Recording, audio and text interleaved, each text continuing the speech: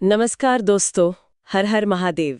उम्मीद है आप सभी मस्त होंगे और अपने अपने काम में व्यस्त होंगे। आप सभी का स्वागत है यहाँ पर, जहाँ आपको हर किताब का सार हिंदी भाषा में मिलेगा।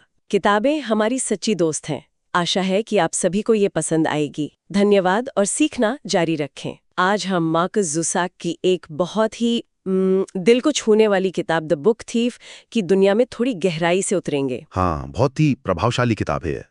तो हमारे पास इस उपन्यास का एक अच्छा खासा सारांश है, जिससे हम इसकी कहानी, इसके किरदार और जो इसके गहरे मतलब हैं, उनको समझ पाएंगे। बिल्कुल। ये कहानी हमें ले जाती है दूसरे विश्व युद्ध के टाइम पे, नाजी जर्मनी में। जी। लेकिन जो सबसे अलग बात है इसकी वो ये कि इसे सुना कौन रहा है। कोई इंसान नहीं, बल्कि खुद मृत्यु, डेथ। हाँ, ये इसका सबसे अनूठा पहलू है कि नरेटर ही डेथ है। तो चलिए खोलते हैं इस कहानी की परतें और देखते हैं कि भाई कैसे एक छोटी सी लड़की कुछ चोरी की हुई किताबें और शब्द वो उस भयानक क्रूर दौर में भी उम्मीद और इंसानियत को जिंदा रख पाते हैं। तो कहानी का जो सेंटर पॉइंट है वो है लीजल मेमिंगर, एक छोटी जर्मन लड़की। उसकी जिंदगी में उथल पुथल मच जाती है। रास्ते में उसके छोटे भाई की मौत हो जाती है। हाँ। उसकी माँ, जो कम्युनिस्ट विचारों की है, उसे नाज़ी जर्मनी के खतरों से बचाने के लिए कहीं और भेज देती है और उसे मॉल्चिंग नाम के एक काल्पनिक से कस्बे में, जो म्यूनिक के पास है, हेंस और रोजा हुबरमैन के पास छोड़ दिया जाता है, जो उसके फॉस्टर पेरेंट्स मतलब पालक माता पिता बनते हैं। हाँ, हेंस तो बहुत नरम दिल के हैं और रोजा थोड़ी बाहर से कड़क दिखती है पर अंदर से नरम है। थोड़े गरीब हैं पर दिल वाले। बिल्कुल। और यहीं से मतलब एक अजीब सा सफर शुरू होता है लीजल का। हाँ, दिलचस्प बात यह है कि लीजल जब हुबरमैन के घर आती है तो उसे पढ़ना नहीं आता, बिल्कुल भी नहीं। अच्छा। और उसके पालक पिता हेंस, जो खुद भी कोई बड़े पढ़े लिखे नहीं है, मतलब पेंटर हैं, अकॉर्डियन बजाते हैं, इंसानियत से भरे हैं, वो बड़े प्यार से, बड़े धीरज के साथ उसे अक्षर सिखाते हैं। कैसे? अक्सर रात में तहखाने की ठंडी दीवारों पर वो पेंट से अक्षर लिखते हैं और वहीं उसे पढ़ना सिखाते हैं। वाह। तो ये सिर्फ पढ़ना सीखना नहीं था। सोचिए, उस माहौल में जहां विचारों पर पहरा था, किताबें जलाई जा रही थीं, ये उसके लिए ज्ञान की पहली किरण थी। सही बात है। और यहीं से लीजल का किताबों और शब्दों से एक ऐसा रिश्ता बनता है जो कभी टूटता नहीं। हाँ, और ये रिश्ता इतना गहरा हो जाता है कि वो बुक थीफ मतलब किताब चोर बन जाती है। हाँ, उसकी पहली चोरी होती है एक किताब, द ग्रेव डिगर्स हैंडबुक। ये उसे तब मिलती है जब उसके भाई को दफनाया जा रहा होता है और एक कब्र खोदने वाले की जेब से गिर जाती है। फिर एक नाजी रैली होती है जहाँ किताबें जलाई जा रही होती है, हजारों किताबें। वो हिम्मत करके उस अधजली किताबों के ढेर से एक किताब बचा लाती है। सोचिए जरा, कितनी हिम्मत की बात है एक बच्ची के लिए। बिल्कुल। और बाद में उसे पता चलता है कि शहर के मेयर की पत्नी है इल्सा हरमन।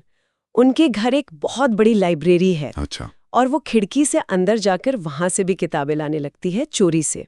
तो ये जो किताबें चुराना है ना, इसे सिर्फ एक बच्ची की शरारत समझना ठीक नहीं होगा। हर एक किताब, चाहे वो कब्र खोदने वाले की वो अजीब सी हैंडबुक हो या मेयर की पत्नी की लाइब्रेरी से लाई गई अच्छी किताबें, वो लीजल के लिए एक पूरी दुनिया खोल देती थी। ये उस नाजी विचारधारा के खिलाफ उसका एक खामोश पर बहुत मजबूत विद्रोह था। वो विचारधारा जो किताबों को दुश्मन मानती थी, जो उन्हें जला देना चाहती थी। सही कहा। जहां नाजी हुकूमत आवाजें बंद कर रही थी, लीजल चोरी छिपे उन आवाजों को, उन कहानियों को बचा रही थी। और शायद उसके लिए एक सुकून का जरिया भी था उस डरावने माहौल में। बिल्कुल, एक पनाहगाह थी। डर से, अकेलेपन से लड़ने का एक तरीका, अपनी पहचान बनाने का एक जरिया।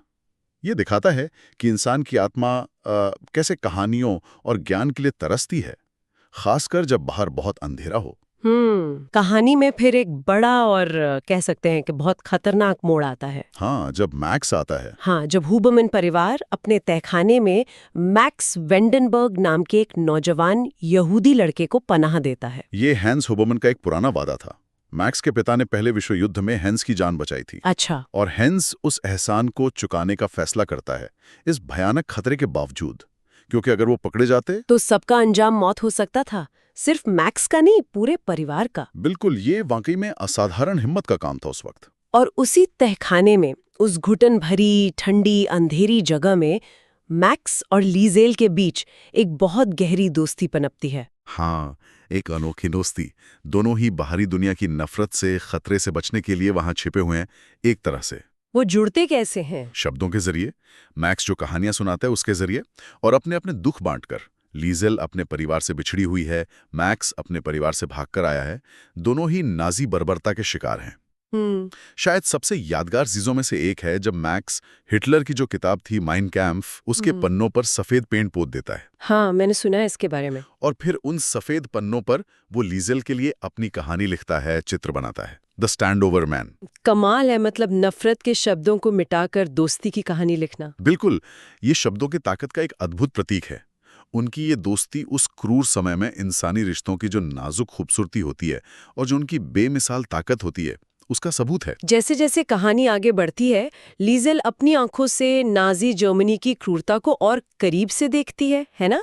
हाँ बिल्कुल, वो देखती है कि कैसे यहूदियों के जत्थों को सड़कों पर घसीटा जा रहा है, अपमानित किया जा रहा है, भूखे प्यासे। और एक बार तो हैंस हुबरमैन उनमें से एक बूढ़े यहूदी को रोटी देने की कोशिश करते हैं। हाँ, और उसकी सजा मिलती है, उन्हें सरेआम कोड़े मारे जाते हैं, शक की निगाह से देखे जाने लगते हैं। लीजेल अपने शहर मोल्चिंग पर जो मित्र देशों की बमबारी होती है, उसका खौफ महसूस करती है। हवाई हमलों के सायरन, तहखानों में छिपी रातें। और फिर युद्ध उसके अपनों को भी छीनना शुरू कर देता है। हाँ, धीरे धीरे वो उन लोगों को खो देती है जिनसे वो प्यार करती है, जिसमें उसका सबसे अच्छा दोस्त रूडी स्टाइनर भी शामिल है। रूडी, वो लड़का जिसके सुनहरे बाल थे और जो हमेशा लीजेल से किस मांगता था। वही, जो उसे कभी नहीं मिला जिंदगी में। हाँ। ये किताब युद्ध की जो भयावहता है उसको सिर्फ घटनाओं के तौर पर नहीं दिखाती। नहीं, बिल्कुल नहीं। ये किसी न्यूज़ रिपोर्ट की तरह नहीं है। ये दिखाती है कि आम इंसानों पर उसका क्या असर पड़ता है, बहुत गहराई से, बहुत संवेदनशीलता से। ये सिर्फ हिटलर या बड़ी लड़ाइयों की कहानी नहीं है। नहीं, ये मोल्चिंग जैसे एक छोटे से जर्मन कस्बे के आम लोगों की कहानी है।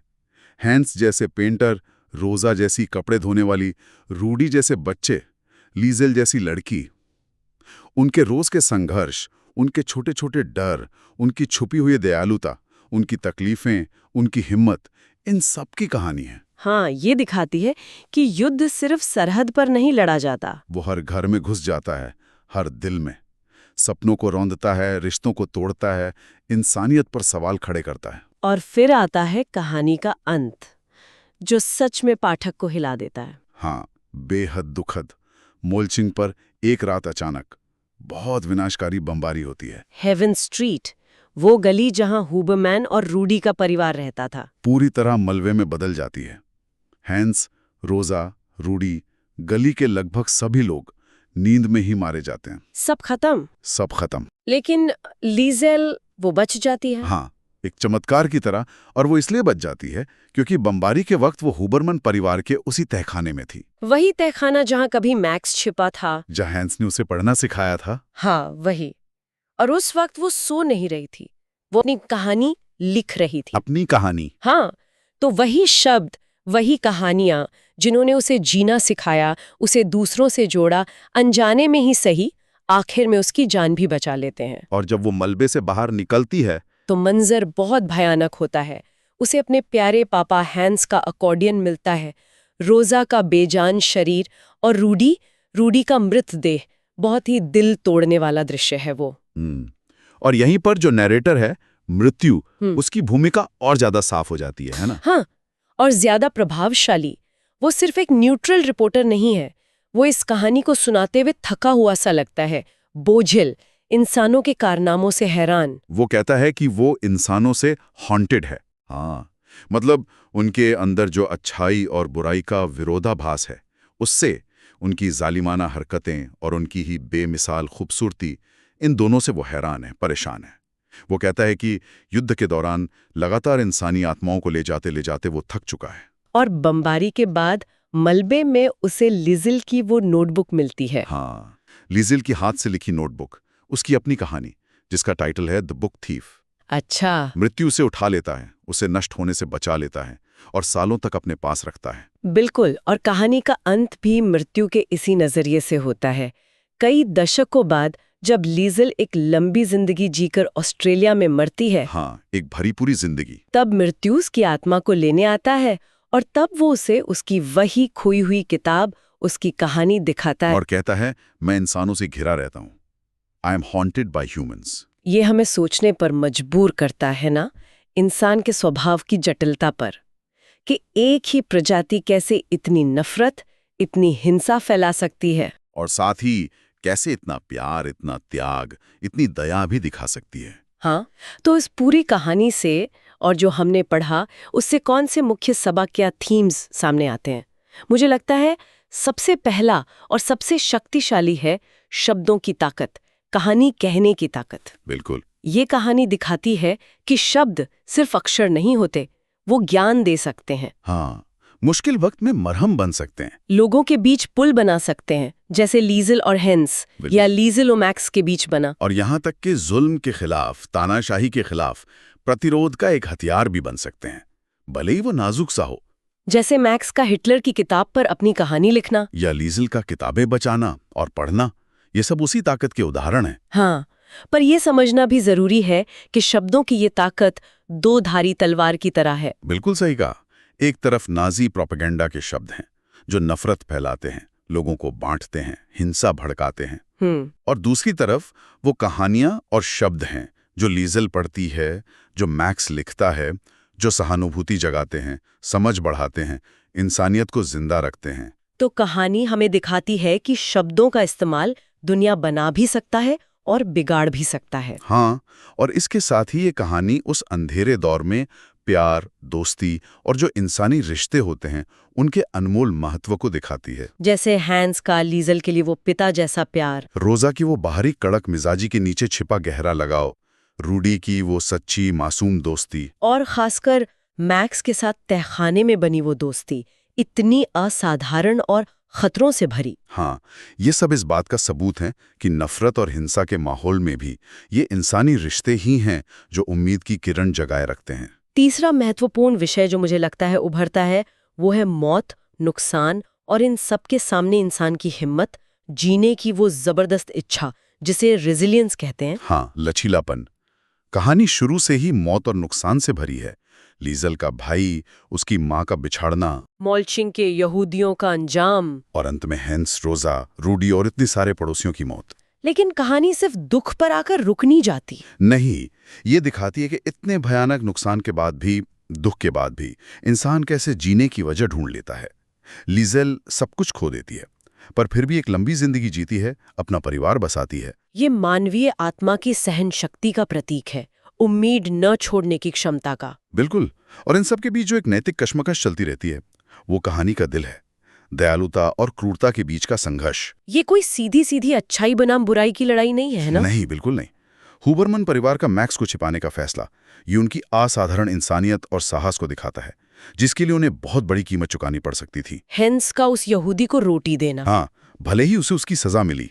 ये दिखाता है कि जुल्म के सामने एक छोटी सी दयालुता भी कितनी बड़ी और कितनी मायने रखने वाली हो सकती है। और दूसरी तरफ नाजी शासन है, उसके समर्थक हैं। और यहाँ तक कि कुछ आम लोग भी हैं जो चरम क्रूरता, नफरत, अमानवीयता दिखाते हैं।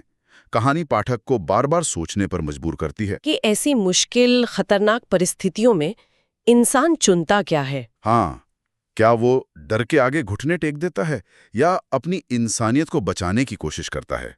और इन चुनावों के नतीजे क्या होते हैं? तो कुल मिलाकर देखें तो द बुक थीफ सिर्फ दूसरे विश्व युद्ध की कहानी नहीं है। नहीं, उससे कहीं ज्यादा है। ये इतिहास के एक बहुत ही काले अध्याय का मानवीय चेहरा दिखाती है। उन लोगों की कहानी कहती है जिनकी आवाजें अक्सर बड़े बड़े ऐतिहासिक ब्यूरो में खो जाती हैं। बिल्कुल। ये शब्दों की कभी न खत्म होने वाली शक्ति की कहानी है, दोस्ती की गहराई की, इंसानी सहनशीलता की, और सबसे घने अंधेरे में भी टिमटिमाती उम्मीद की एक छोटी सी किरण की कहानी है। और मृत्यु का नजरिया, वो इसे एक असाधारण दार्शनिक गहराई देता है। वो हमें दिखाता है कि मौत शायद उतनी भयानक नहीं है जितनी इंसानों की हरकतें हो सकती हैं। मृत्यु तो जीवन का एक अनिवार्य हिस्सा है। एक दर्शक है जो हमें देखता है, हमारी कहानियों को सहेजता है और हमारे विरोधाभासों पर हैरान होता है। ये हमें जीवन और मृत्यु, अच्छाई और बुराई के बारे में हमारी जो बनी बनाई सोच है, उस पर सवाल उठाने के लिए उकसाता है। हाँ, ये कहानी एक यादगार रिमाइंडर है कि कैसे कहानियां हमें सिर्फ एक दूसरे से जोड़ती ही नहीं हैं, बल्कि वो हमें जीने का मतलब भी देती हैं, मुश्किल समय से गुजरने की ताकत भी। ठीक वैसे ही जैसे लीजल के लिए उसकी चुराई हुई, पढ़ी हुई और लिखी हुई किताबों ने किया। आज की इस बातचीत से एक गहरा सवाल मेरे मन में उठ रहा है। बताइए। क्या शब्द और कहानियां वाकई दुनिया को बदल सकते हैं? हो सकता है बड़े पैमाने पर युद्ध और नफरत को ना खत्म कर पाएं, हाँ, शायद नहीं। लेकिन क्या वे किसी एक इंसान की जिंदगी में थोड़ा उजाला ला सकते हैं, किसी के अकेलेपन को कम कर सकते हैं, किसी को मुश्किल वक्त में सहारा दे सकते हैं? हाँ, ये बहुत अच्छा सवाल है। और इसी से जुड़ा एक और विचारणीय प्रश्न ये है कि हम खुद अपनी रोजमर्रा की जिंदगी में शब्दों की इस ताकत का इस्तेमाल करते कैसे हैं? मतलब क्या हम अपने शब्दों से समझ और सहानुभूति के पुल बनाते हैं या नफरत और दूरी की दीवारें खड़ी करते हैं? क्या हम शब्दों का इस्तेमाल मरहम लगाने के लिए करते हैं या जख्म देने के लिए? हाँ, ये सोचने वाली बात है। ये सवाल शायद इस कहानी का सबसे अहम सबक है। अगली बार तक सीखते रहें और खोज जारी रखें।